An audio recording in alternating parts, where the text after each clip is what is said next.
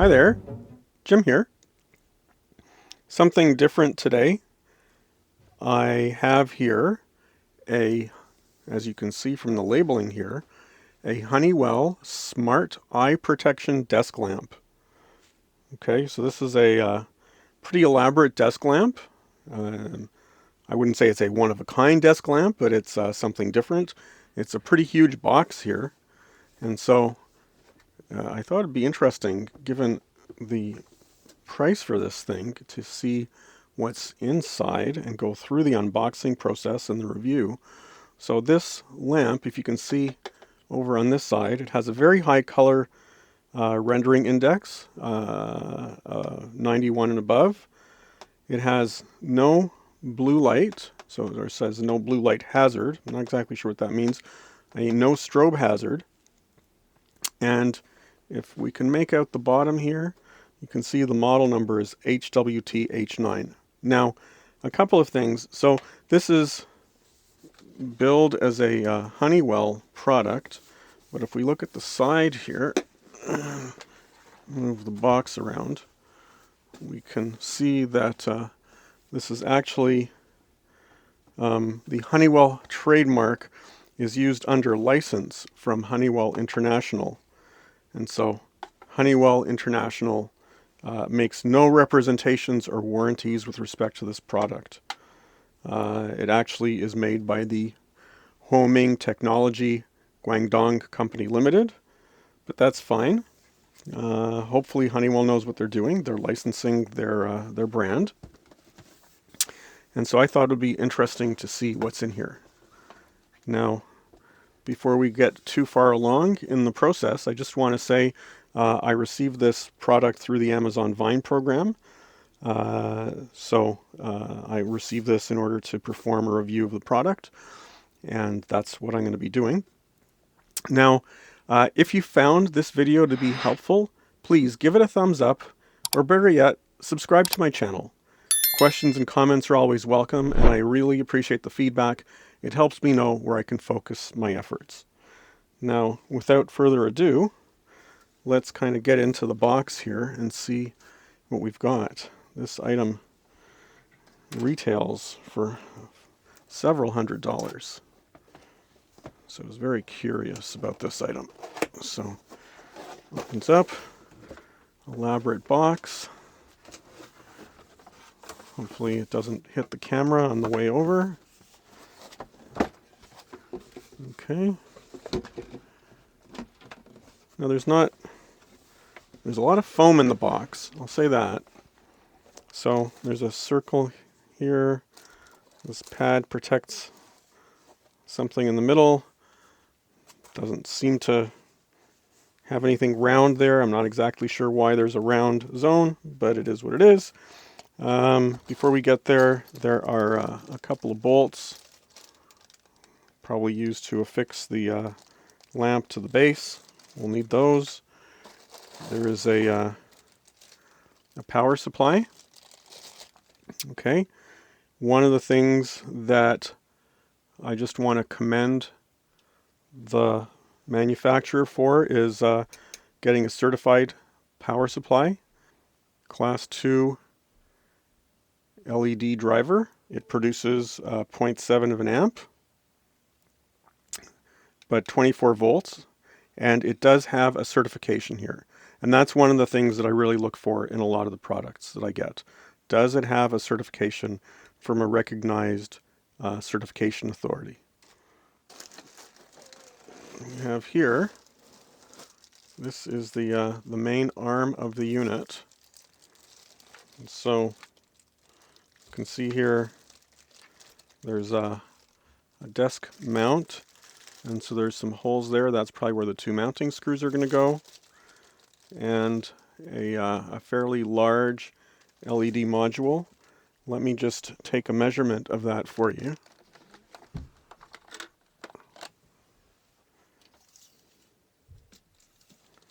So it's 23.5 inches. So that's a pretty wide module. Not what you see in a standard unit. Okay, so we'll just put that to the side for a moment. There's some instructions here, although I imagine these instructions have very few languages, or sorry, very few pages and very many languages. So the English part of the instruction manual is 9 pages, and most of it is fairly basic stuff. Okay, so got that. And then, well, there is something round in the box. There's a base. Oh, the base is pretty heavy. Oh, so there's a pretty heavy base here. Wow. I'll have to weigh that, but I imagine that's a few pounds, several pounds. That's probably one of the heaviest desk lamp bases I've ever come across. So really substantial. That light's not going to go anywhere. And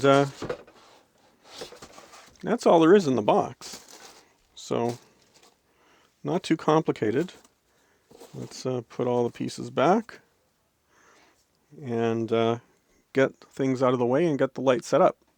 All right, so it's pretty clear how this is going to get put together. So there's some holes here in the bottom of the base, and so the arm of the light, which is all nicely wrapped in plastic, is going to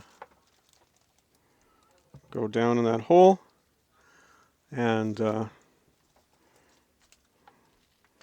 and get fastened from the other side, and then the unit will be assembled. So I'm going to go do that.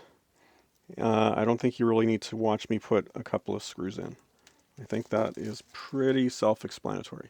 So we have the base plugged in, or the arm is connected into the base, all screwed in, and I've also plugged the unit into the power. Now, because of the way I've got the studio set up here, there's some gymnastics required. So let's turn this sideways so you can see the light module and the controls on the light module, and they're all taped up. So get a pair of scissors, and of course, because it's a touch sensitive unit, I seem to keep turning it on.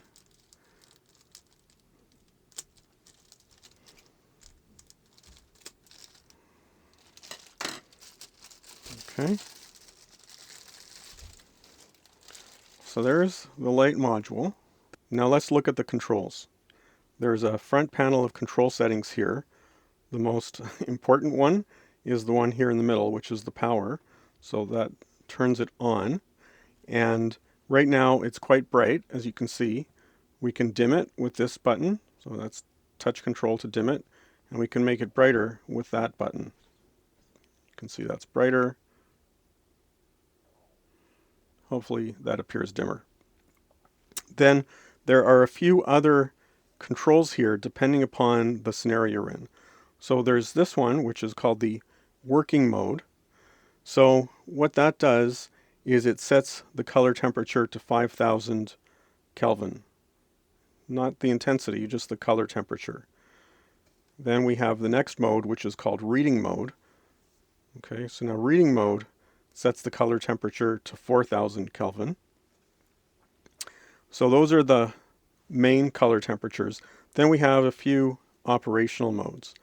So this one is what they call sensing mode.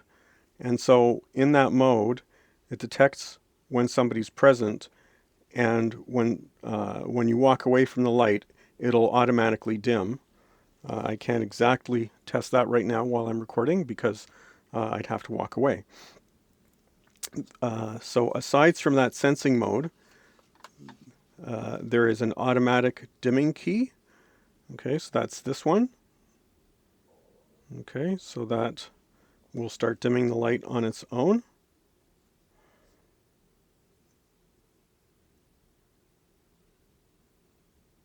And the auto dimming works based off of the level of light being reflected from the desktop. So if we move our hands there, you can see as I move my hands in, the light dims. So if you're working with something that's more reflective, the light will get dimmer. Whereas if you're working with something that's less reflective, the light gets brighter. So here, why don't I do it where I have one hand over here, you can see the light, and okay, so it's automatically in that auto dimming mode, it's automatically adjusting the light intensity. Okay, I'm going to turn that off with a tap. Then this is what they've called delayed light off key. And so when you tap that, it is going to turn off. Okay, and so it dims initially. So you can see that's quite dim. And then it turns off on its own after 30 seconds. So it's on right now. It hasn't been quite 30 seconds. You can see that this is flashing. I'm not going to touch it because it'll cancel the dim function. But after 30 seconds, it'll turn off. And so there you have it. Now you can see there's no light coming out there, so that's off. Turn it back on. I'm going to turn off this auto sensing thing. And then the last setting here is what they call night light mode. And that reduces the light to 2700 Kelvin, and it puts it into a lower intensity, although I can increase the brightness. So I can increase the brightness, but it tends to, you can see when I tap it, it tends to put it into a low brightness setting. But like I said, the other thing it does is it puts it into a 2700 Kelvin scenario. Now, so you can see that it's got these features that are designed to detect my presence, and they will also adjust the intensity automatically and stuff like that. So there's a little sensor here. If I tip the unit a little bit so that you can see from the underside, there's a sensor that's located right there, and that's what's sensing the environment and is allowing the unit to make some assessment of what it wants to do. Now, it's a little tricky to see. So the arm bends in the way you would typically expect them to, but in addition, this head can rotate so that the unit can operate like this, all right, as opposed to operating like that, depending upon the scenario and how you want to apply the lighting. So that's the unit overall. I think I will say that it's a very nicely made light. I think it's, the fit and finish of the unit is just fantastic. It's very adjustable. I like that the color temperatures are adjustable, and all of the automated features here are really nice. It tilts, it pivots, so it's extremely adjustable. It's a very nice light. Here's a view of the light sitting on a desk beside a Blue Yeti microphone. So in summary, I've lived with a simple desk light for years, and I never thought I was missing anything. After using this light for a couple of weeks, I find myself using the different color temperatures and the intensity control almost all the time. And now that I have these features, I can really appreciate them. I guess that's why they say there's no going back. As desktop lights go, this is an expensive one. If you're okay with the price, you'll really enjoy this light. Thanks for watching. I hope you found this video to be useful. And please, don't forget to subscribe to my channel. Until next time.